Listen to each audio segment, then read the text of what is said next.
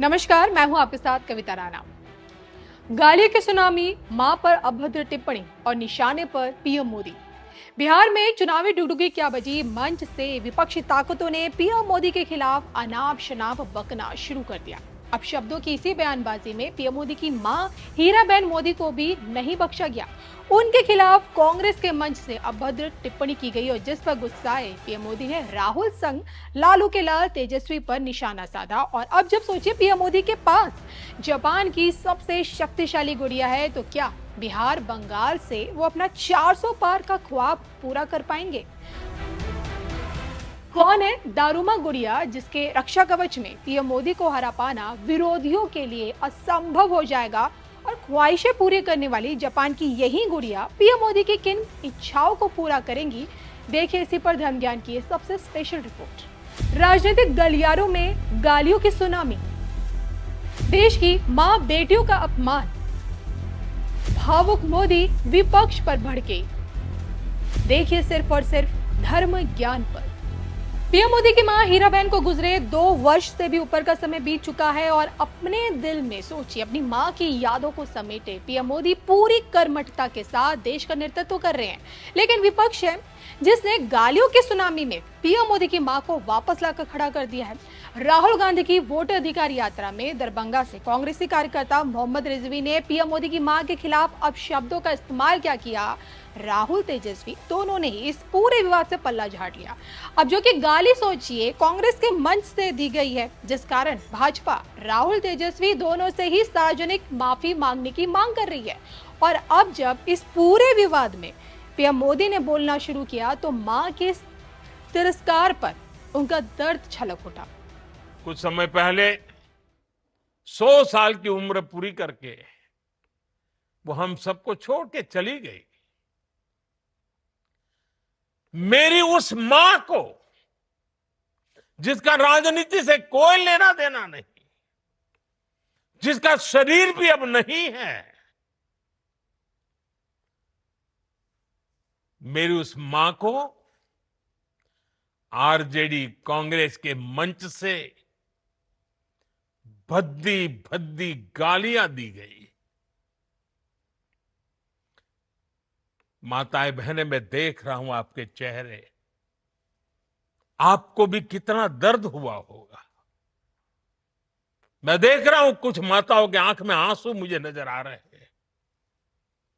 ये बहुत ही दुख देने वाला है, कष्ट देने वाला है, पीड़ा देने वाला है। क्या गुनाह उस मां का, क्या गुनाह जैसे भद्दी गालियां सुना दी जाए। तो मां के खिलाफ अभद्र टिप्पणी और उनके बेटे को मौत का सौदागर कहना, नीच किस्म का आदमी बताना, विपक्ष की जुबान से पीएम मोदी के लिए पागल कुत्ता, भस्मासुर, नाली का कीड़ा और चोर जैसे शब्दों का इस्तेमाल शोभा तो नहीं देता। लेकिन गालियों की इसी सुनामी में अब पीएम मोदी के पास जापान की एक ऐसी गुड़िया आ गई है जिसकी सकारात्मक ऊर्जा में ना सिर्फ 400 पार होकर रहेगा बल्कि हर इम्तिहान भी जीता जाएगा। अपने 2 दिवसीय जापान दौरे से पीएम मोदी एक ऐसी गुड़िया लेकर आए हैं जो अब उनकी राह को आसान बनाएगी। दारूमा नाम की ये गुड़िया दिखने में जितनी विचित्र है, इसकी ताकत उतनी रहस्यमय है। समूचे जापान में दारूमा गुड़िया को दृढ़ता, सौभाग्य का प्रतीक माना जाता है। दरअसल ये गुड़िया एक ऐसे बौद्ध भिक्षु को रिप्रेजेंट प्रदर्शित करती है जिसकी 9 सालों की तपस्या में हाथ पांव सिकुड़ गए और जिस कारण गुड़िया का जो पूरा आकार है वो गोल है और बिना हाथ पैर की बड़ी बड़ी आंखों वाला पूरी बनावट है।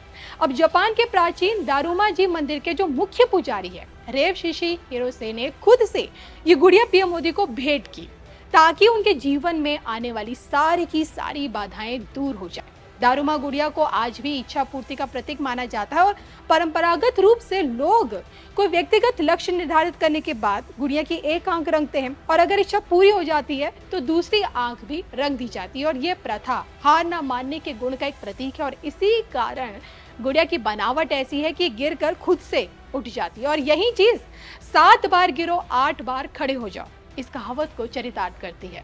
तो जितनी दफा विपक्ष द्वारा पीएम मोदी को चुनौती दी जाएगी, आरोप लगाए जाएंगे या फिर उनकी राह में तमाम तरह के रोड़े अटकाए जाएंगे, उतनी दफा दारूमा नाम की एक गुड़िया, इस गुड़िया की मौजूदगी पीएम मोदी को नकारात्मकता से लड़ने की एक सकारात्मक ऊर्जा देगी और इसी ऊर्जा से बिहार बंगाल के रास्ते पीएम मोदी के 400 पार का ख्वाब भी पूरा हो सकता है।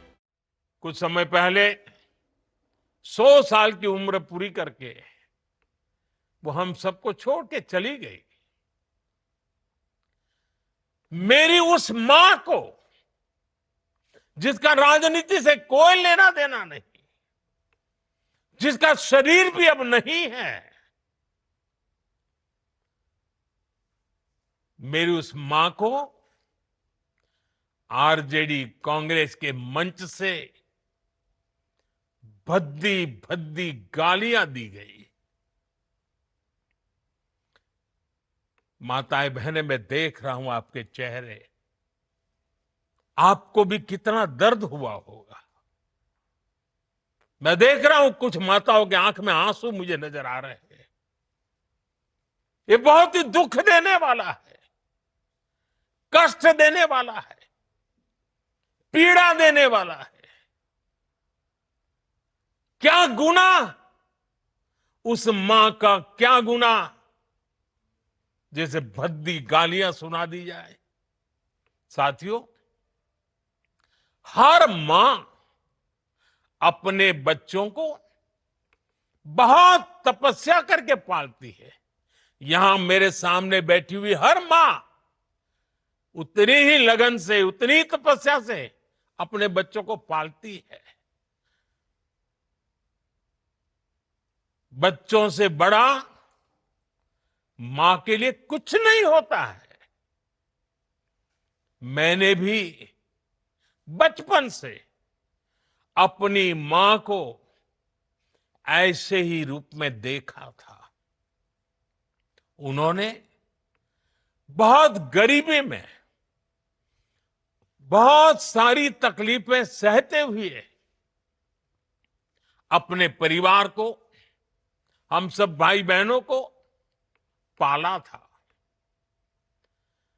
मुझे याद है, बारिश का मौसम आने से पहले मां इस कोशिश में जुट जाती थी कि छत न टपके, ताकि उसके बच्चे चैन से सो सके।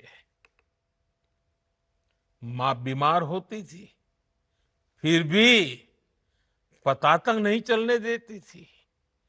काम करती रहती थी, काम पर जाती थी। वो जानती थी कि अगर उसने एक दिन आराम किया तो हम बच्चों को दुख सहना पड़ेगा। कठिनाइयों का पता मेरे पिताजी को भी लगने नहीं देती थी मां। वो अपने लिए कभी कोई नई साड़ी तक खरीदती नहीं थी। वो एक एक पाई जमा करती थी ताकि अपने बच्चों के लिए एक जोड़ी कपड़ा बनवा सके।